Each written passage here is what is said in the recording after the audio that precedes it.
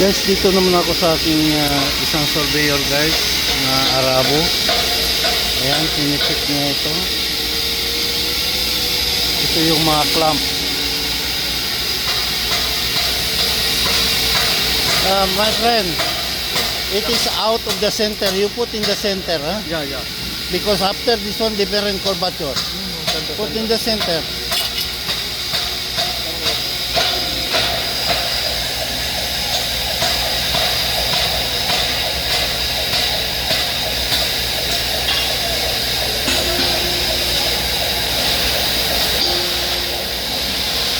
Check the... Okay.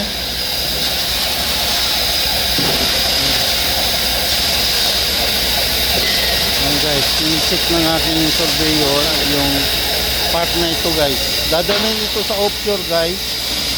Kaya kailangan i-ensure namin na okay. Kasi mas mahirap kung nasa offshore, isasakay pa ito ng barge.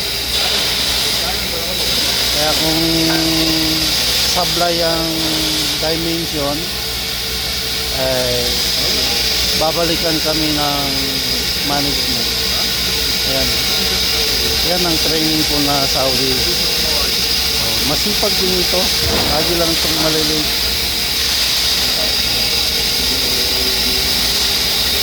Training ni Money Boy.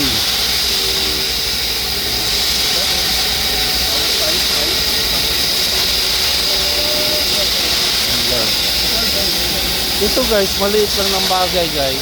Pero kapag sumablay ka dito, malaking issue ito guys. Ayan.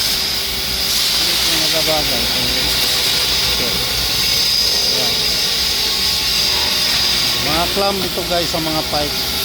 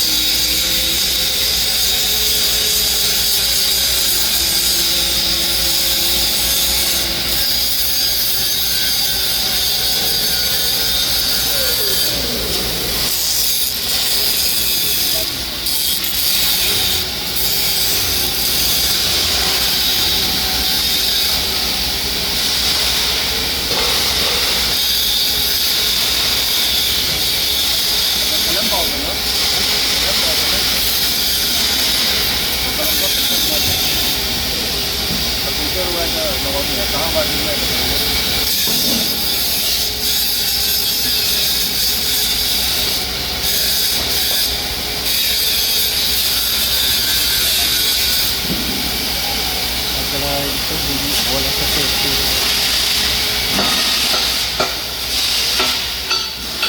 It's okay. We will bring the detail drawing. Huh? We bring detail drawing for plant. Not different drawing? No, yes. Right. Here side have clamp. Okay. Need the clamp OD. Side So where is the clamp now? Clamp here. This one here is clamp. Another clamp here. Okay. We need sure how much this one. This one in center, this one 12 inch. But this one clamp.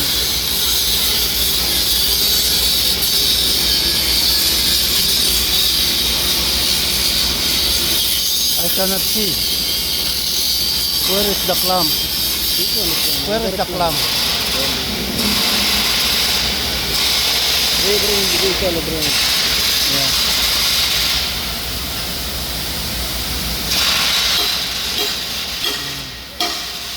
This is another clamp, huh? Yes, another clamp. But we currently need to see how much it is. Yeah. Okay. This one.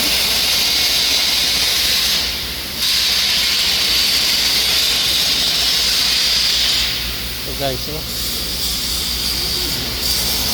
Yan guys, oh.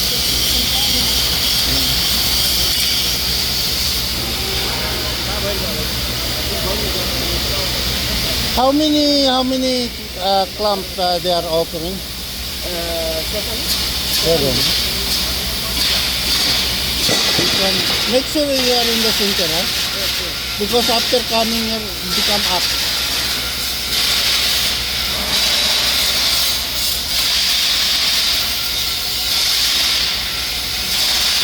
Okay, Mark? It's okay? Under control? This is the... that is the drawing for that clamp. Huh? 12-inch pipe. That's 12-inch pipe, okay? This is the clamp.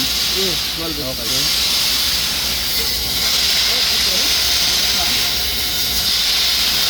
Okay guys, thank you so much. Nandito na yung drawing.